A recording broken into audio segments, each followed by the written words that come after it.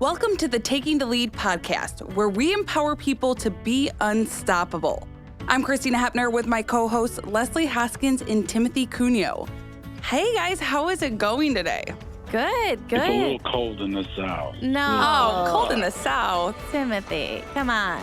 It's 41. I'm freezing. Oh, I wish it was in the 40s. So I have to tell you guys, I was at Costco on a busy Saturday morning this weekend, and I saw one of our puppy raisers with a future leader dog. And it was so cool to see because cool. Yeah, it was such a crazy, busy Saturday morning. I mean, if you can imagine how crazy Costco is on a Saturday. Why I chose to go, I don't know. But it made me smile because the dog was doing so well. And I did not want to interrupt their training, so I didn't say anything. But it was cool to actually see that happening, especially in the busy Costco that's down the street from my house. That is really fun to always see it out in the world. That's fun.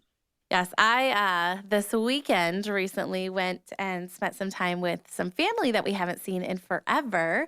We were kind of celebrating because we didn't get together last year, so it was really nice to see some extended family. And my kids, who are younger, got to see their cousins, so they were running around like crazy, and just it was so loud, and it was super fun to kind of get that family feeling back together. Oh, So it was so exciting. It was really nice, but I was giving my husband's uncle, I was giving him a hard time. He actually tore his retina and then waited about 10 days. Yes, listen, Timothy. He waited 10 days or 12. I can't even remember. Long enough to seek medical attention. And I was furious with him. He's very lucky. They were able to fix it and he can still see. But goodness, I mean, so many of our clients that happens to, and it happens so quickly and you have to seek medical attention. So Uncle Bob, if and when you listen to this is to you. Next time you go seek medical attention. Yeah, and anybody else that's listening, wise. if this happens too. Oh, my goodness. What about you, Timothy? What's new with you? Well, this weekend we went. I went and saw my father, but we left Glacier at home for about 5 or 6 hours, which was a big deal for me. But I haven't seen him in quite a while, so I just said I need to do it. So we went down and saw him. I got to see my grandkids. My newborn baby grandkid, and it was a good sense. It was a good Sunday, and we had meals and all that good stuff. We had a good time, and it was my weekend. That sounds like an amazing weekend, but enjoyed. Right? It was great. I get to see my newborn baby. She's probably about 3 or 4 months old now, Oh, and she looks just like me, the poor child. And so it was great. It's nice to hold a newborn, actually. So yes. I'm a little too old to do that myself, but it was great. You could live through that through your kids. That's wonderful. How many grandbabies do you have? Yeah.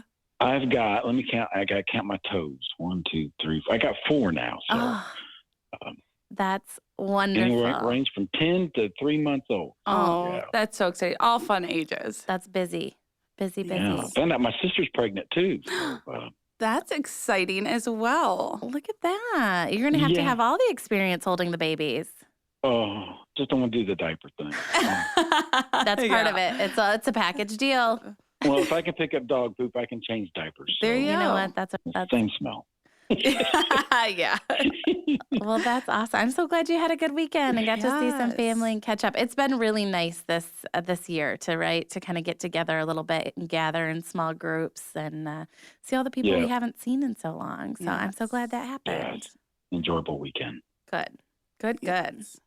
Okay, everyone, we're going to dive right into this and get going. We are so excited to be here today and to be talking about the myths and misconceptions associated with blindness. We know there are so many different things out there that people think they know about being blind or blindness in low vision field in general. And here we are going to be cracking some of those myths. Is that what they say? What's the terminology? Busting those myths? Busting.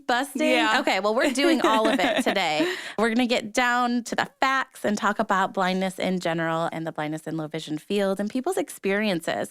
We also want to touch a little bit on what can you do to be an ally? If you run into somebody who's blind or visually impaired or see somebody, how can you offer assistance and be kind of that ally to this world? So we're excited to get started. We're going to go ahead and we're going to dive right in. Yes. So I'm going to start, Leslie, I'm going to start with something I thought before I came to Leader Dog.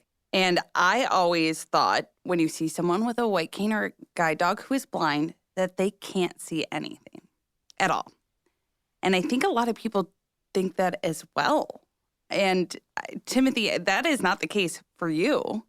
Oh, no, it's not. Everybody's vision's different. And for me, I started off slowly declining, but I got like 3% of my vision in my right eye. And so, yes, I can still see. I just can't see good. If I'm not looking straight at it, I can't see it. So I can't see anything at my feet to my right or to the left or anything. It's like looking down a straw for those people who can see. And so that central part, you can see somewhat, and it's fuzzy, but not everybody's totally blind. So that is because I have a lot of people say, well, you're staring right at me. And I saw you look over there and looked at something. Well, I'm sorry, I'm legally blind, but I'm not totally blind. So there's different definitions of it. So not everybody is totally blind. Yeah, and that's so interesting to know, and especially for people who, may see you at the store or whatnot, to not make that judgment call of, oh, well, he can see, or he may be faking it. And Leslie, I mean, can you touch a little bit on what is legal blindness for people who don't know what it is?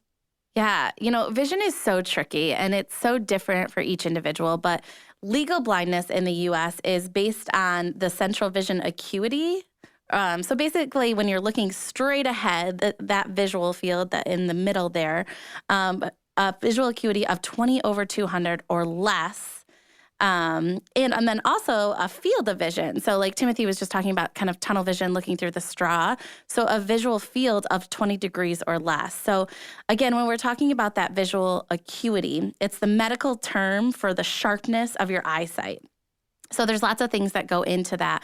And when we're saying somebody is legally blind, what that means is that they have a 20/200 visual acuity. So just to kind of give you an idea, that means that somebody who is legally blind with 20/200 vision sees objects about 1/10 as sharp as somebody with 20/20 vision. So one thing to note about that too is that a lot of times, people are diagnosed with legal blindness. They have 20/200 or worse. Another thing to keep in mind is that's with their best correction. So that means even with glasses, with contact lenses, they still can't see any better than 20/200. And that can be confusing a lot of times. Yes. And I wear glasses and contacts, but, I can't see when I don't have them on. And when I put them on, I can see perfectly fine. So it's important to note, too, that sometimes you do see people wearing glasses as well. And that's a good point, too. A lot of times, even if somebody can't see anything, they actually do have total blindness, we still encourage wearing glasses or sunglasses because it's physically protecting their eyes. So when you think about out traveling, a lot of times there's low-hanging objects or tree branches, things like that. Actually wearing glasses, whether or not they're being used to help your acuity, they're still being helpful to protect your eyes because that is still a concern. But just to give you an idea here, about 80% of individuals who are blind have some sort of remaining vision. 80%. So that's quite a big group of the blindness and low vision field that still has some remaining vision. And with that too, people see things differently. So two people may have the same diagnosis. They may have 20/200, but those two people may see completely different. Vision is very tricky. There's so many things that go into it and factors. Lighting makes a big difference. If somebody's just having a good vision day or bad day, sometimes there's pockets of vision where people can see in different spaces. So just know that blindness is very unique. It affects people very differently, and there's no one set answer. What works for one person isn't necessarily going to work for another. That is so good to know for people who are out there. And, another thing people think, too, is that if you're blind, you can't live alone because how could you not being able to see? So, Timothy, can we touch on that a little bit, on your perspective with that?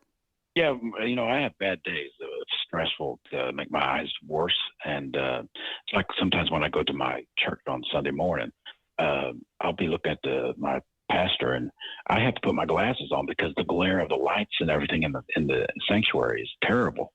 And some days I can do that, and some days I don't. It just depends on how my day is going that day. And so there's a lot of misconceptions out there. For one thing, hey, you can't be blind. You don't have sunglasses on all the time. I don't wear my sunglasses all the time. That's just a because we see stars like Stevie Wonder or Ray Charles. They always had sunglasses on. Not everybody's like that.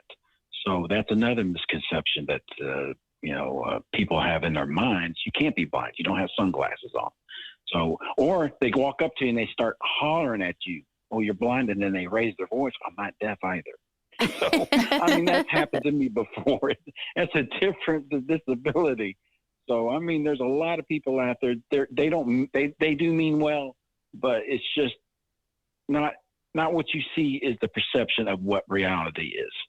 So they got to be a little educated, I guess. Absolutely.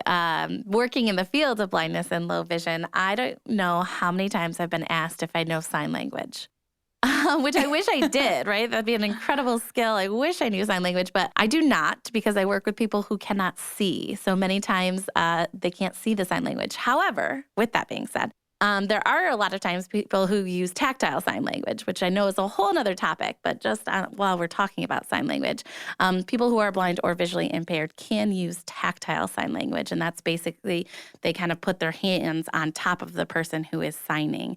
If you ever get an opportunity to observe any of that, it is crazy cool how people can still communicate just with their hands. It's amazing. So, yeah. You're right. Lots of misconceptions. Sunglasses, right? Of course, a lot of people do. And again, because of that protection, it gives that barrier between objects or obstacles and things in your eyes. But also, too, different tints of sunglasses. So a lot of times with our clients, because they do most times have some remaining vision, we'll do a tint evaluation. One pair of sunglasses isn't going to be great for everybody. There's different colors you can use, different darkness and filters and things like that. So lots of different tools that are available to clients.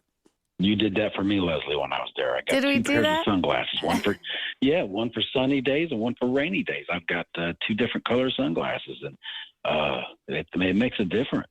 So it just helps me relax a little bit. That's a part of the thing. When you struggle with what sight you got and you're not relaxed, that makes it worse. So if you got the proper sunglasses on, it relaxes you a little bit so you can focus a little bit more. So that was a good thing that you did for me. And I got my two pair. I still got them. Oh, good. I'm glad. Awesome. Yeah. And, there are some people, too, who think, yes, you can't live independently, but they also think, oh, since you're blind, you must be able to hear or feel things like 10 times more than other people. Yes. I can. Where to start? My wife says I can't. My wife says I can't hear anything, but that's what you call selective hearing. Yeah, that's a different disorder, Timothy. That's different. Yeah, I know. But I will say I can hear a little bit better than some people can because I'm tuned in and I can smell anything. But that might be because I have a giant nose. I think you're right. So, you nailed it with the tuned in, right? Like when one sense is taken away, naturally you're going to rely on those other senses a bit more. You know what's amazing though is when all the blind people and the legal blind people can relate. When we're walking, we can hear sounds bouncing off. Like when I'm walking with my feet, I can tell I'm approaching something because I can hear my sound bouncing back and coming at me. Those senses are heightened. And I can walk outside in the dark and I can tell when I'm getting close to something because of the sound difference and the difference in the air and stuff. It's amazing how stuff that does come up and with people who are blind. Yeah. So, because you're probably paying a lot more attention to that stuff, whereas me, when I'm walking somewhere, someone could say my name and I'd walk right by him because I'm not paying attention. So it's just paying more attention to what you're hearing and your surroundings as well. Yes. Yes, and that makes me so happy, Timothy, to hear that you're using all of those different sounds. I'm over here giddy. I'm like smiling listening to you talk about it because those are incredible skills too. They don't come easy, and that comes with lots of years of practice and getting out there and traveling. and I've got lots of years to practice. So. Yes.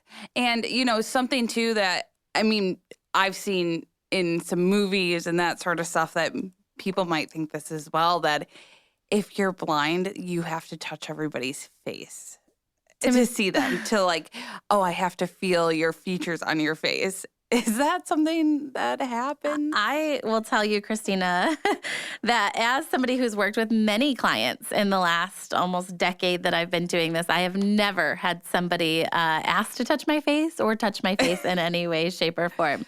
If people are interested, in my experience, if people are interested in knowing what you look like, they'll just ask. A lot of times they're already going to know your height based on, standing next to them. They're going to get to know your personality. I might talk about something like, I got to put my hair up in a ponytail. And that might give them an idea that I've got long hair that needs to be in a ponytail. But I have had people ask what color is your hair? Or how tall are you? Or, if somebody compliments me and is like, hey, Leslie, I love your shirt today. They might say, what's your shirt look like? I want to know, things like that. But no, I've never had anybody. So nobody is walking around touching your face. No, nor have I ever seen that. What about you, Timothy? The only time I've seen that is in the movie. Yes. Yeah. I've seen At First Sight. At First Sight, he touches her face. And I think it's just another thing that somebody's created out there that maybe this is how they do it. I think somebody's just guessing. And people see that on TV and they think that's reality. And no, it's not. It's not reality. Absolutely. Yes. Timothy, have you ever had someone assume that you would touch their face or anything like that? No, not yet. And Well, I wouldn't do it. Yeah. That's good, because I feel like it could get a little awkward if someone was like, oh, do you want to touch my face? Yeah. But something too, I think we talked about this in another episode, is the technology with blindness. Some people think, Timothy, that maybe you can't use a phone because you're blind, so how can you use the technology? Can you talk a little bit about what technology actually does for you? Well, my phone is my technology. I don't own a computer anymore because of other health issues. I used to try to read through my glasses that I wore at the time, and I did some damage to my neck. So I got rid of my computer. So my computer is my iPhone. I can do my billing on there. I pay my bills. I do everything on my iPhone. And there's a lot of apps that you can download, like Be My Eyes or Seeing AI on your phone, which is great. It'll read letters to you. It can tell you what color your clothes are. And if you need to turn on a oven, you can call Be My Eyes and they'll help you adjust your oven to what temperature you need it. It's an amazing app. So there's a lot of technology in just your iPhone. It's a great tool, and I use it every day. I've got two of them because I'm wearing one of them out right now because I'm always constantly on my phone doing stuff with Facebook and podcast and listening to my podcast and all kinds of stuff. It's a great tool. You're absolutely right. Technology is so helpful, and iPhone, whatever kind of smartphone people are using, it's accessible, and it helps people stay connected to the world. And get their questions answered. A lot of the apps Timothy just mentioned are amazing. And that kind of goes back to living independently, right? A lot of people who are blind or visually impaired live completely independently. Just like Timothy was talking about all those different resources, setting your oven. If you need to borrow somebody's eyes, there's apps for that, or there's different things to help people read their mail or prescription bottles or shampoo, and there's different techniques. So for example, knowing the difference between your shampoo and conditioner, if they're the same size, shape bottle, you can put a rubber band around your shampoo and you know the difference. Or there's labeling tactics for matching socks and having outfits that go together. Where there's a way to do everything. It just might be slightly different than what the majority of us do. But people who are blind or visually impaired completely live independently and use a lot of different assistive technology. Yeah. And, talking about the technology, some people think, well, if you're blind, you have to know how to read Braille. Timothy, do you read Braille?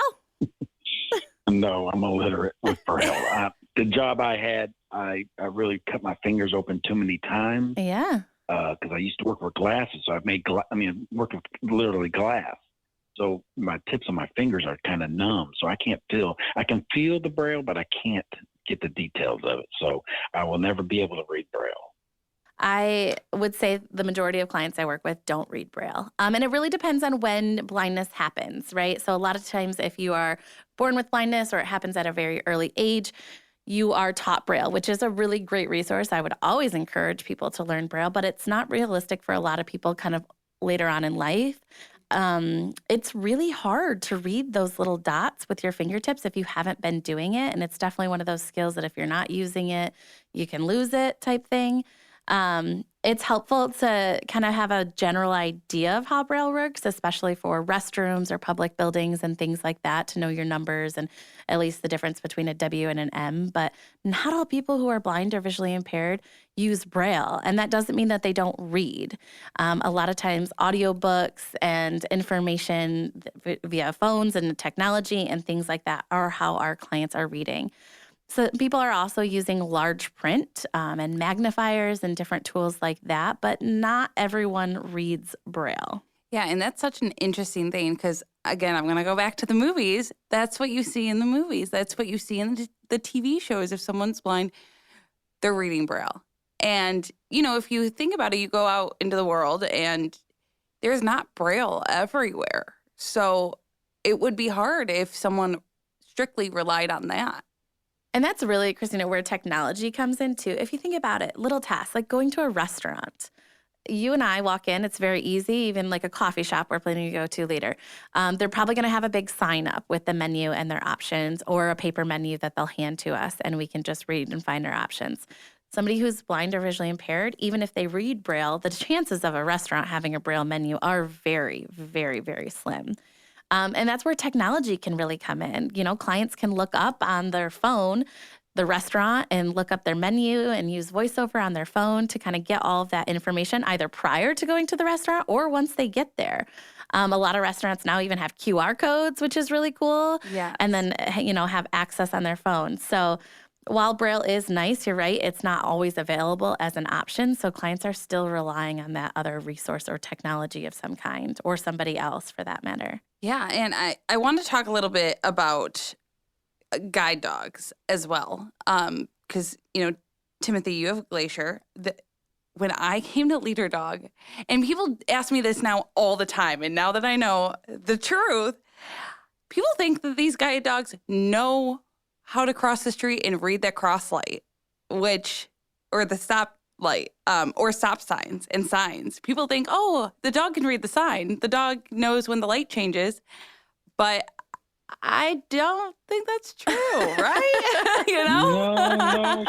No, she doesn't. She goes by my command. I'm the one that's got to know when to cross. And like I said, that's something I learned when I went for my O&M and training, and it comes into working with the dog. You got to know where your blocker car is. You have to use your ears to know when to go.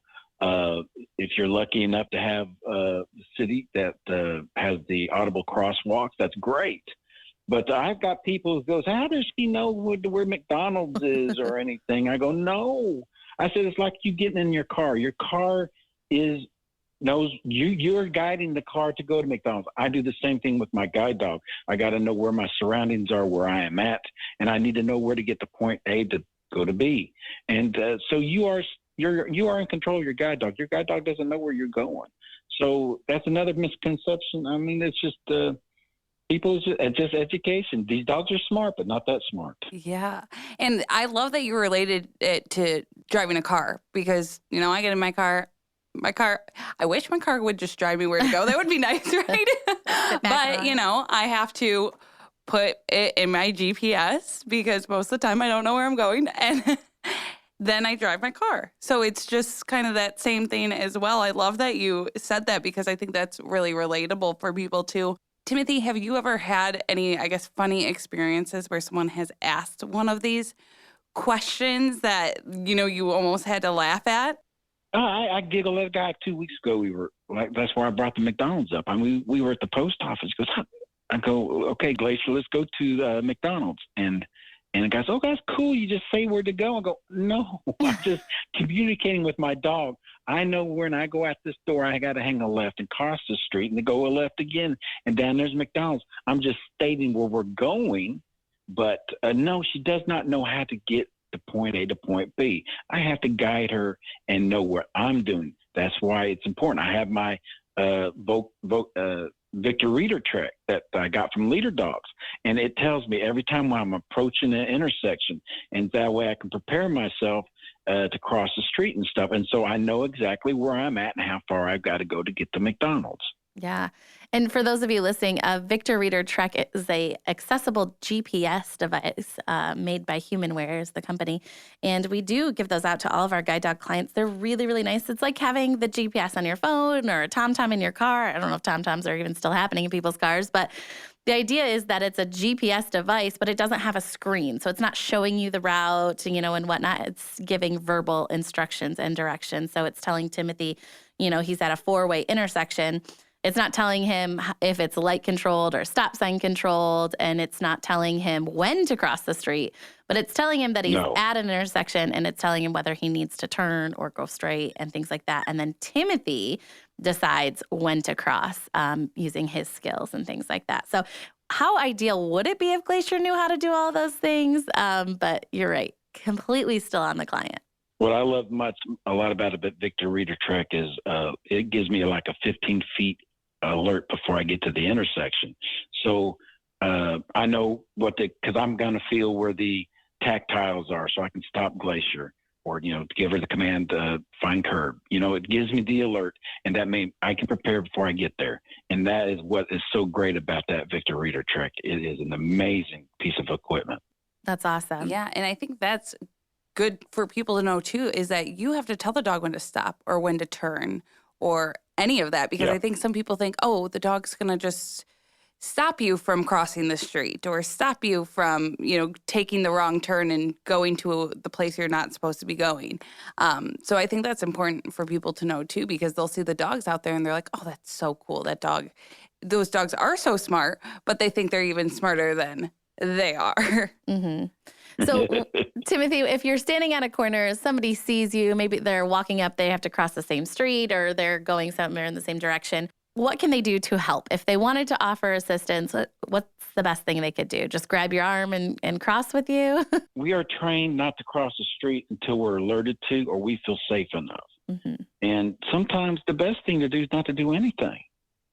All the time when I go to a crosswalk with Glacier, I might get there before the light across the street turns to stop, but it says walk, but I don't walk, and other people are still walking. Because the audio tells me not to walk, so I don't walk. I stop until it tells me I can cross that street because it gives me the full time to cross that street. But for somebody who's going to help somebody, ask and just put your elbow out. That's how we do. I guess it's called the human guide. What's that term, Leslie? Human guide. Human guide. Yes. Yeah. Just let them grab your elbow, and then help them across the street. And that's about the helpfulest thing you can do if they need the help. And now, some of us do, and some of us don't. But for those people who do need help, be kind about it. That somebody offered to help you. Yes, that's really important to know too. And, for someone like me who I'm learning as I go day in and day out in this job, Leslie went to school for it, and Timothy, you're living it day to day. So what can I do as someone who's learning and wanting to share more things? I guess, what can I do in my day-to-day life? Is there anything that you wish people would do every day who didn't know about the blindness community, or who's learning, or who wants to help be an ally and support? Well, in some cases, they want to help too much. I want my little independence, which is great for me, and to be patient with us, and do not be afraid of us. We're not something to be afraid of, because I have had many people be just scared to approach me when I be out and about, and it's nothing to be afraid about. We're normal people. We're just a little bit different than you are. We can't see. That's the only difference. And it's just there's nothing to be scared about us, and that's about all I can tell. Anything. Yeah, I agree, Timothy. I think I hear from a lot of clients, and the biggest thing is just offer assistance. Ask if somebody needs your help. Never assume that somebody who is blind or visually impaired needs your assistance. They have lots of techniques and different ways of doing things, but if you happen to walk up to somebody that's, getting ready to cross the street, you can just say, hi, I'm here. Would you like some help? Or is there anything I can do to assist you? They may or may not accept that assistance. Also, don't be offended if somebody doesn't accept your help. A lot of times, too, clients are out there traveling independently and maintaining those skills. They want to do it themselves. So just offer if they want help, by all means, and then ask how you can best help them, because people are going to want assistance in different ways. I had a friend one time who was crossing the street, and the person grabbed their cane and led them across the street with the cane. And just be thinking of what you're doing. To me, that's an insult when you do something like that. Yeah. If you're going to help somebody, make it kind, but don't make it an insult. Yeah. And that right there is a big no-no, touching somebody's cane. Yeah. I mean, that could be like touching somebody's steering wheel if we go back to the car thing. If someone's driving and, they're going to run into something, them grabbing the steering wheel and turning them the other direction could actually cause more harm than good. Absolutely. Which that is such a good thing to notice. And also, too, Timothy, you touched on your normal people just like everybody else. You guys, do daily tasks just like everybody else. And I think sometimes people, if they see someone walking with a cane or a guide dog, they think they need to jump out of the way, get out of the way, like avoid you. But that could be more isolating, at least I think, that if, I were walking down the street and someone jumped out of the way, I guess, has that ever happened to you, Timothy? And, what should people do if you're walking down the street and if it's a small sidewalk, I guess? With Glacier, people will move out of the way. And I'm thinking, why don't you just wait till they'll be 10, 15 feet away and let her work. Let her finish her task. She will work her way around you. She works off the left side. So like if we're walking down Walmart, she's working down the left side of that aisle. And when we approach somebody, she just gets up within the 2 feet of it and then just works right around them. They won't allow her to finish her task. And a lot of people apologize. There's nothing to apologize. My dog is working normally. It's just the way she was trained. And yes, people, they jump out of the way. And it makes me feel bad. Just don't worry about. Let us do what we need to do. We're not a terrible person. If we got a cane or we got a guide dog, we are trained to be able to go out in society and travel independently. So we know what we're doing. And so just let us finish our task. Absolutely. And along with that, just another helpful tip. If you're in that situation or you see somebody who's blind or visually impaired traveling, one thing you can do is just say hi. That's super helpful because it lets the client know where you're at. Lets them know that somebody is around. So if you're standing on the sidewalk or you're in that Walmart aisle, just say hi or good morning, something like that. The client most likely or person will respond and then navigate around you. So don't be quiet and kind of hold your breath and stand off to the corner. Just interact, say hi. That's super helpful and it's just kind. So keep that in mind. Sometimes a kind word can help somebody. Yes. Exactly. Always be kind. And I think this was just such an important conversation to have because I love hearing your experiences, Timothy, because I think it's just great for anyone to know and for me to be reminded of these different things that happen and that I see happen at work every day. Absolutely. Well, we're so excited that we got an opportunity to chat about all these different things and, bust or break or whatever we decided on some of these myths or misconceptions. So thank you so much for listening to the Taking the Lead podcast. I'm your host, Leslie Hoskins, with hosts Timothy Cuneo and Christina Hepner. We hope you enjoyed our deep dive into the myths and misconceptions about blindness, and we look forward to you joining us next week. Yes, and if you like today's podcast, make sure to hit subscribe and check us out wherever podcasts stream.